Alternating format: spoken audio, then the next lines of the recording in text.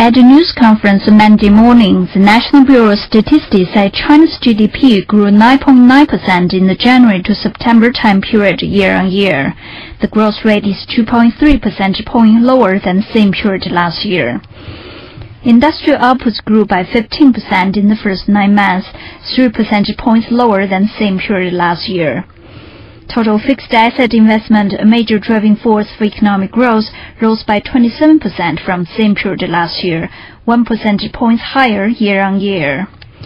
The consumer price index rose by 7% in the first 3 quarters, 2 percentage points higher than the same period last year. And domestic retail sales grew by 22%, 6 percentage points higher than the same period last year. While foreign trade grew by a quarter in the first 9 months, up by 1 percentage point year-on-year. China has experienced a string of major natural disasters since the beginning of this year. The volatile global economy is also affecting China.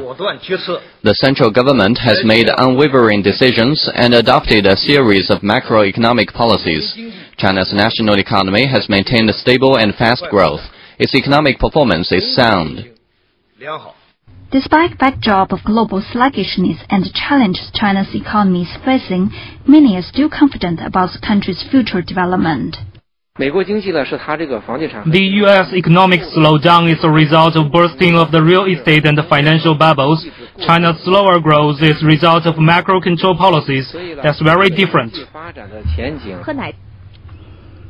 Growth in the consumer price index was 4.6% in September.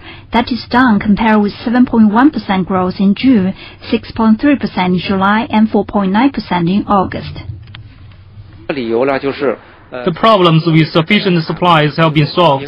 For example, supplies of pork and cooking oil have been restored.